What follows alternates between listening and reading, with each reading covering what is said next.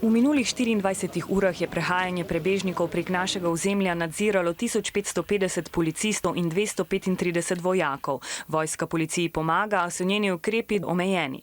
Državni zbor je zato prejšnjo sredo s 66 glasovi za in 5 proti podprl zakon o obrambi, ki vojski daje dodatna pooblastila. In kakšna so ta dodatna pooblastila? Vojska bi lahko začasno in v izrednih razmerah tudi sama izdajala ukaze. Na mejah bi lahko osebo, ki se po njeni presoji ne vede primerno, opozorila, začasno omejila njeno gibanje ali jo kam napotila.